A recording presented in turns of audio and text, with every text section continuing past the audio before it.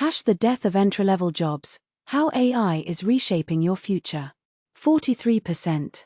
That's how many CEOs plan to eliminate junior roles in the next 2 years.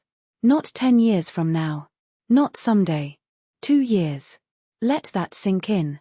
The entry-level job, the thing that launched every career you've ever admired, is being systematically dismantled. And the replacement isn't another pathway. It's an algorithm. This isn't speculation. The IE's 2026 Technology Predictions Report, compiled by over 100 experts, states it plainly: AI agents will become standard team members for most knowledge workers. Competitive advantage shifts from headcount scale to intelligence leverage. Translation: one senior employee plus an AI agent replaces 5 junior employees. But here's the twist nobody's talking about. Microsoft's internal reports are now exposing AI's real cost problem. Using the technology is, in many cases, more expensive than paying human employees. That's right. The promise of cheap AI labor hasn't materialized. Not yet. So why are CEOs still planning these cuts? Because they're betting on the curve. They're looking at the trajectory. AI gets twice as capable every 18 months while costs drop by half. They're not firing juniors because AI is cheaper today. They're firing juniors because they believe it will be cheaper tomorrow.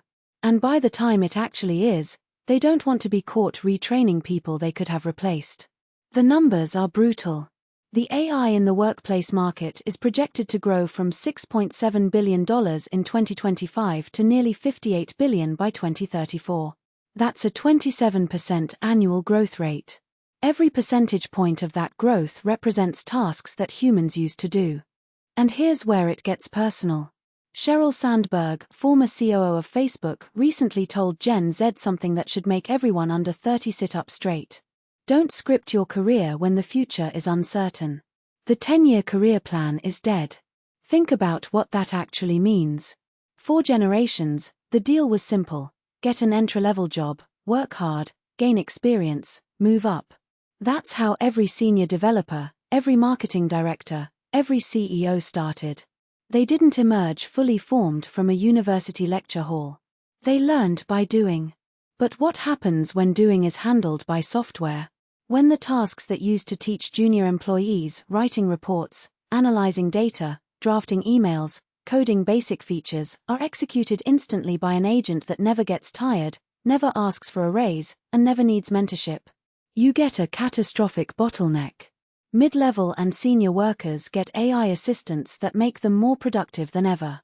Companies post record profits with smaller teams. And the pipeline that used to feed talent into the system dries up. Some industries are already living this. Customer support, junior software development, entry-level legal research, translation, basic graphic design. These weren't displaced gradually. They were hollowed out in under 3 years. But, and this matters, it's not universal. The same IEEE report that predicts AI agent dominance also highlights fields where humans remain irreplaceable. Healthcare, advanced engineering, creative direction, strategic planning. Anything requiring genuine empathy, complex judgment, or cross-domain creativity. The question isn't whether AI will take jobs. It's what jobs we choose to protect. And more importantly, what new entry points we build. Because if the bottom rung of the ladder disappears, nobody reaches the top. Not in 2028. Not ever. Some companies are already experimenting with solutions. Paid apprenticeships. AI-augmented junior roles where humans learn alongside the agents that might one day replace them. Mandatory mentorship quotas. These aren't charity. They're long-term survival strategies. Because a company with no talent pipeline is a company planning its own obsolescence. The 43% number should scare you. But it should also make you strategic. The entry-level job isn't dying because it's useless. It's dying because we've forgotten why it mattered. It was never just about cheap labor. It was about creating the people who would one day lead. The future isn't written yet. But the deadline for writing it is closer than you think.